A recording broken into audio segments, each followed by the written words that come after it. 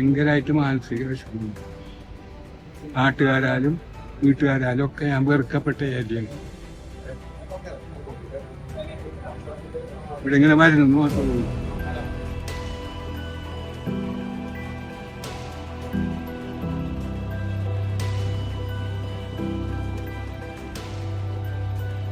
കൊടുങ്ങല്ലൂരിനടുത്തുള്ള വെളുത്തക്കടവ് ദാറുസ്സലാം മസ്ജിദ്. ജമാഅത്തെ ഇസ്ലാമി തൃശൂർ ജില്ലാ പ്രസിഡന്റ് ഷാനവാസും പള്ളിയിലേറെ കാലമായി ജോലി ചെയ്തിരുന്ന ജമാഅത്തെ ഇസ്ലാമി പ്രചാരകൻ കൂടിയായ ലത്തീഫും ചേർന്ന് നടത്തിയ കവർച്ചാ നാടകം.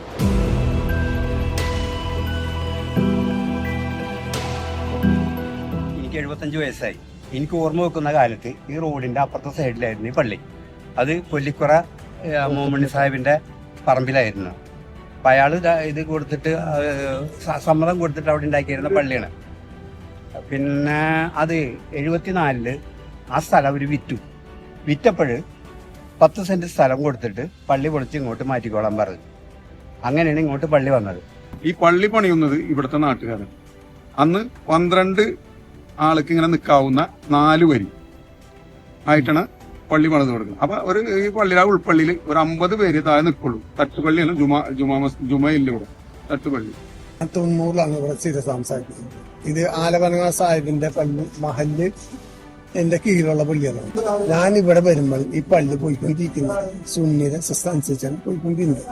എസ് എൻ പുരം പഞ്ചായത്തിലെ വെളുത്തക്കടവ്. ആ നാട്ടിലെ 150-ലേറെ വീട്ടുകാരുടെ ആരാധനാ കേന്ദ്രമായിരുന്നു വെളുത്തക്കടവ് ദാറുസ്സലാം മസ്ജിദ്. നിസ്വാർത്ഥരായ കുറേ മനുഷ്യരുടെ സംഭാവനകളുടെ ഫലമായി 1974 മുതൽ നിലവിലുള്ള പള്ളി. വിഭാഗീയതകൾ ഒന്നുമില്ലാതിരുന്ന നാട്ടുകാരുടെ നിഷ്കളങ്കത മുതലെടുത്ത് 1998 മുതൽ ജമാഅത്തെ ഇസ്ലാമി ഇവിടെ ആസൂത്രിത നീക്കങ്ങൾ ആരംഭിച്ചു. 98 ഇവിടെ ജുമാ നമസ്കാരം കൊണ്ടുവരണമെന്ന് ഉള്ളൊരു അഭിപ്രായം വന്നു. അപ്പൊ സ്ത്രീകൾക്കും കൂടി നമസ്കരിക്കാം എന്ന് പറഞ്ഞപ്പോൾ ഇവിടെ സുന്നിയുടെ ആദർശം ഉണ്ടായിട്ടുണ്ട്, ജമാഅത്തിന്റെ ആദർശം പോയിട്ട് മുജാഹിദിന്റെ ആദർശം, യാതൊരു പ്രശ്നങ്ങളില്ലാത്ത പള്ളി, എല്ലാവരും സഹകരിച്ച് പോകുന്നൊരു പള്ളിയാണ്. പള്ളി ഉയർത്തി പണിയാൻ ഈ നാട്ടുകാരിൽ പൈസ ഇല്ല. അതവര് അങ്ങനെ ഒരു ആലോചന വന്നപ്പോൾ ഇവിടെ തൊട്ടടുത്തുള്ള MAT, അതായത് ജമാഅത്തെ ഇസ്ലാമിയുടെ ഒരു ഇതായിട്ട് നിൽക്കുന്ന ഒരു MAT പറഞ്ഞു, ഞങ്ങൾ പള്ളി പണിത് തരാം, ഞങ്ങളെയും കൂടി ഇതിൽ ഉൾപ്പെടുത്തണം, കമ്മിറ്റി ഉൾപ്പെടുത്തണം എന്നവർ പറഞ്ഞപ്പോൾ അന്നത്തെ പ്രസിഡന്റ് അസ്സം കുഞ്ഞിക്ക ഒരു 50 രൂപയുടെ മുദ്രപത്രത്തിൽ കരാറുണ്ടാക്കി. കരാറിൽ എഴുതിയേക്കുന്നത് നിങ്ങൾക്ക് വായിക്കാം. ആ കരാറ് ഞങ്ങളിൽ കോപ്പിയുണ്ട്. ആ കരാറിൽ എഴുതിയേക്കുന്നത് മദ്രസ ജമാഅത്തിന്റെ സിലബസ് ആയിരിക്കണം പഠിപ്പിക്കുന്നത്, കുനൂത്ത് പാടില്ല, സുബൈ നിസ്കാരം, മലയാളത്തിൽ കുത്തുബ വേണം, സംഘടിതമായിട്ടുള്ള സക്കാത്ത്, നമസ്കാര ശേഷം കൂട്ടപ്രാർത്ഥന പാടില്ല. ഇതാണ് നിബന്ധനകൾ. ജമാഅത്ത് ഇസ്ലാമിന്റെ പള്ളിയല്ലത്, ജമാഅത്ത് ഇസ്ലാമിന്റെ പള്ളിയല്ലത്. ഇത് ഇവിടെ പണ്ടേയുള്ള സുന്നിപ്പള്ളിയാണ്. പക്ഷെ അവരിനകത്ത് ഇവിടെ ജമാഅത്തുണ്ട്, മുജാഹിദുണ്ട്, സുന്നിയുണ്ട്. ഞങ്ങൾ 3 കൂട്ടരും കൂടി ഒന്നിച്ചെന്ന് ഇതാക്കണത്. പക്ഷെ ഇടക്കാലം വെച്ച് ഞങ്ങളുടെ ഇതിനകത്ത് കൂട്ടിയിരുന്നില്ല. ഇവര് കമ്മിറ്റി ഉണ്ടെങ്കിലും എന്തെങ്കിലും കാര്യം ഉണ്ടെങ്കിലും ഇവര് സ്വകാര്യതയായിട്ട് ഇവിടെ പ്രവർത്തിച്ചിരുന്നത്. ഇവര് സുബൈ കഴിയുമ്പോൾ 5-6 ആളുണ്ടാവും, അവരൊരു കമ്മിറ്റി കൂടും, അവരെ തീരുമാനങ്ങളാണ്. പണ്ട് ഇത് സുന്നിയായിരുന്നു. എൻ്റെ ജ്യേഷ്ഠനാണ്, മൂത്ത ജ്യേഷ്ഠനാണ് ഈ മരിക്കുന്നവരെയും ഈ പള്ളി നിലനിർത്തിക്കൊണ്ട് പോയിരുന്നത്. എന്നുവെച്ചാൽ ഒരു സാമ്പത്തികമായിട്ടൊന്നും ഉണ്ടായില്ല. എല്ലാ വീട്ടിലും നടന്ന 50 വയസ്സ് 25 വയസ്സൊക്കെയാണ് അന്നത്തെ കാലത്ത് പിരിവെടുത്തിട്ട് ഇത് കൊണ്ടു നടന്നിരുന്നത്, അങ്ങോട്ട് മരിക്കുന്നവരെയും. ആലുവയിൽ നിന്ന് പള്ളിയിലും മദ്രസയിലും സേവനത്തിന് വേണ്ടി വന്ന ലത്തീഫ് എന്നയാളാണ് പിന്നീട് ഇവിടെ ഭരിക്കുന്നത്. 90 ഒരു അധ്യാപകനായിട്ട് ഇവിടെ ഒരു ആലുവക്കാരൻ ഇവിടെ വന്നു. അയാളാണ് ഈ ലത്തീഫ് എന്ന് പറയണത്. അങ്ങനെ അയാൾ എന്തോ അറബി കോളേജിൽ പോയി ഡിഗ്രിയൊക്കെ എടുത്തിട്ടുണ്ട്. അപ്പം അയാൾ വന്ന് പിന്നെ ഇവിടെ കല്യാണം കഴിച്ചു കൂടി. പിന്നെ ഇവിടെ കുത്തുബക്ക് വന്ന ആയ അവസരത്തിലാണ് ഈ യൂസുഫ് മരണപ്പെടുന്നത്. യൂസുഫ് ആയിരുന്നു സെക്രട്ടറി. അപ്പോൾ സെക്രട്ടറി ഇല്ലാത്തൊരവസ്ഥയിൽ ഞാൻ സെക്രട്ടറി ആയിക്കോളാമെന്ന് പുള്ളി പറഞ്ഞുകൊണ്ട് സെക്രട്ടറി ആയി. അപ്പോൾ ഈ എല്ലാ റെക്കോർഡുകളും അയാളെ കയ്യിലെത്തി. അപ്പോൾ സെക്രട്ടറിയിലാണ് റെക്കോർഡുകളൊക്കെ ഇരിക്കുക. അവരും അപ്പോൾ അവരെ ഇതും ഒക്കെ കൂടി തീരുമാനിച്ച് ആരും അറിയാതെ, ഈ പ്രസിഡന്റ് പോലും അറിയാതെ ഒപ്പിച്ച കാര്യങ്ങളാണ്. ദീനീ സേവനത്തിന് നേതൃത്വം കൊടുക്കുന്നവർ എന്ന നിലയിൽ ലത്തീഫിനെ വിശ്വസിച്ച വെളുത്തക്കടവ് നിവാസികളെ അയാൾ വഞ്ചിക്കുകയായിരുന്നു. അദ്ദേഹം പറയുന്നിടത്തെല്ലാം നിഷ്കളങ്കനായ പ്രസിഡന്റ് മരക്കാർ ഒപ്പുവെച്ചു കൊടുത്തു. എന്ന് പറയുന്നത് ചതിച്ച് ഒപ്പിടിച്ചാണ്, വായിച്ചൊന്നും കേൾപ്പിച്ചില്ല. ഇതിന് ഈ 1.5 സെന്റ് സ്ഥലം പള്ളിക്ക് തന്നതിന് സാക്ഷി ഒപ്പിടണമല്ലോ, അതിന് അതിനെ പിടിച്ചിട്ടുണ്ട്. അതും പറഞ്ഞിട്ടാണ് എന്നെ കൊണ്ടുപോകുന്നത്. പള്ളിക്ക് സ്ഥലം തരുന്നാലെന്ന് പറഞ്ഞാൽ ഞാൻ ചെല്ലാന്നും പറഞ്ഞു ഞാൻ പോയി. അവിടെ ചെന്ന് ഇവരൊക്കെ അവിടെ നിൽക്കുന്നുണ്ട്. വേറെ ആരും എന്റെ അടുത്ത് വന്നില്ല. ഒരാള് വന്നിട്ട് തന്നെ അവിടെ ഇരിച്ച് ഇതിൽ ഒപ്പിടാൻ പറഞ്ഞു. സാക്ഷി അപ്പൊ എനിക്കറിയാലോ, സാക്ഷി എന്ന് പറഞ്ഞാണല്ലോ പള്ളിക്ക് സ്ഥലം കിട്ടണല്ലേ, സന്തോഷത്തോടെ ഒപ്പിട്ടു. ചതിപ്പെടുത്തിയാണ്. അതിനുശേഷം പിന്നെ മിണ്ടാട്ടമൊന്നുമില്ല, കണ്ടിട്ടുമില്ല, കാണലുമില്ല, മിണ്ടലുമില്ല. ദേശീയപാത വികസനത്തിന്റെ ഭാഗമായി ലഭിച്ച തുക ക്രെഡിറ്റായ അക്കൗണ്ടിൽ 0 ബാലൻസ് എന്ന മെസ്സേജ് വരുമ്പോഴാണ് മരക്കാറിന് തനിക്ക് പറ്റിയ ചതി ബോധ്യപ്പെടുന്നത്. പിന്നെ ഞാനിത് അറിയുന്നത്, എനിക്കൊരു മെസ്സേജ് വന്നു, ഈ 0 ബാലൻസ് ആയി പറഞ്ഞിട്ട് ഈ അക്കൗണ്ട് മൊബൈലിൽ വന്നു. അപ്പോഴാണ് ഞാൻ അറിയുന്നത്. അപ്പൊ ഇവിടുത്തെ കമ്മിറ്റി മറ്റുള്ളവരോടൊക്കെ ഞാൻ പറയുകയും ചെയ്തത് ഇങ്ങനെ വന്നിട്ടുണ്ട് കേട്ടോ. അതിന് ഇടക്കാലത്ത് വെച്ചാൽ ഈ ഹൈവേക്ക് പൈസ വരണം. പൈസ വന്നപ്പോൾ ഈ പള്ളിയുടെ പേരാണ് ആ 3 ആധാരത്തിന്റെ അതേ പേരിൽ പനങ്ങാടുള്ള സൗത്ത് ഇന്ത്യൻ ബാങ്കിലേക്ക് പൈസ വരുന്നു. ഈ പൈസ വന്നപ്പോ ഇപ്പോഴത്തെ അന്നത്തെ പ്രസിഡന്റായിരുന്ന മക്കാരിക്ക, അന്നത്തെ സെക്രട്ടറി ലത്തീഫ് മാഷ്, വേറെ 3ാമതൊരാളെ ഇവർ MAT നിന്ന് കൊണ്ടുവരുന്നു. റഷീദ്, വെൽഫെയർ പാർട്ടിയുടെ കയ്പമംഗലം പ്രസിഡന്റാണ് അദ്ദേഹം. 2 കോടി എന്റെയും ഈ റഷീദ് മാഷന്റെ പേരിലാണ് അക്കൗണ്ട്. അത് അറിയാലോ, പാൻ കാർഡ് ഇവിടെ ഇല്ലാത്തതുകൊണ്ട് MITയുടെ പാൻ കാർഡ് ഉപയോഗിച്ച് അന്ന് അയാളെ ഈ റഷീദ് മാഷ് എന്ന് പറയുന്ന ആള് MITയുടെ സെക്രട്ടറി ആ കാലം. അങ്ങനെയാണ് അക്കൗണ്ട് തുടങ്ങുന്നത്. അപ്പോൾ ഞാൻ സൈൻ ചെയ്യണത് ഞാനും ഈ റഷീദ് മാഷും വന്നു. ഈ ചെക്ക് ബുക്ക് ഇരിക്കുന്നതൊക്കെ ഈ ലത്തീഫിന്റെയിലാണ്. ഏതെങ്കിലും ആവശ്യത്തിന് ഈ ചെക്ക് ആവശ്യം വരുമ്പോ ഇയാള് ബ്ലാങ്ക് ചെക്കായിട്ട് എന്റെ വീട്ടിൽ വരും. ബ്ലാങ്ക് ചെക്കായിട്ട് വീട്ടിൽ വരുമ്പോ ഞാൻ ചോദിച്ചാൽ പറയും, ഇത് പ്രോപ്പർട്ടി വാങ്ങണ കൺസ്ട്രക്ഷൻ നടന്നുകൊണ്ടിരിക്കുകയാണ്, അവരായിട്ട് എന്തോ എഗ്രിമെന്റ് ഉണ്ടാക്കിയിട്ടുണ്ട്, അതിലൊന്നും ഞാനില്ല. അതിന് അവർക്ക് അഡ്വാൻസ് കൊടുക്കാനാണ് എമൗണ്ട് അവിടെ ചെല്ലുമ്പോൾ അവർ എഴുതും എന്നും പറഞ്ഞിട്ടാണ് എന്റെ അടുത്ത് വരുന്നത്. അപ്പൊ ഞാൻ റഷീദ് മാഷ് ഒപ്പിട്ട ചെക്കല്ലേ എന്ന് എഴുതിയിട്ട് ഞാൻ ഒപ്പിട്ട് കൊടുക്കും. അതാണ് സംഭവിച്ചത്.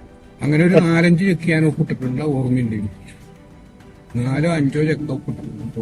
പിന്നെ ഇതിനിടയിൽ ഒരു നോട്ടീസ് ഇറക്കി മക്കാരിക്ക, ഉമ്മർക്ക, ഈ മറ്റേ ഷാജി, ഈ 3 ആൾ നോട്ടീസ് ഇറക്കിയപ്പോഴാണ് ഞങ്ങൾ ഈ കഥ വരെ. അപ്പൊ ഈ നോട്ടീസ് ഇറക്കണതിന്റെ 2 ആഴ്ചപ്പെട്ട് ഞാൻ ലത്തീഫ് മാഷോട് ഈ പള്ളിയിൽ നിസ്കാരം ഞാൻ ചോദിച്ചല്ല വാച്ചാറ് ഇവിടെ പൈസ കിട്ടിയ ഇല്ല എന്നാണ് പറയും. കാരണം അങ്ങോരെ പിന്തോട്ടം സ്കെച്ചിൽ ഞാൻ ഇറങ്ങിയതപ്പ. പള്ളി വകകൾ മാത്രമല്ല, പള്ളി തന്നെയും നഷ്ടപ്പെട്ടു എന്ന സത്യം ആ നാട്ടുകാർ തിരിച്ചറിഞ്ഞു. ഞങ്ങൾ ഈ പള്ളിയുടെ നികുതിയുടെ കാര്യത്തിന് വേണ്ടി പോയപ്പോഴാണ് അറിയുന്നത് പള്ളി മസ്ജിദും ഭൂമി അടക്കം രജിസ്റ്റർ ചെയ്ത് പോയിട്ടുണ്ട്.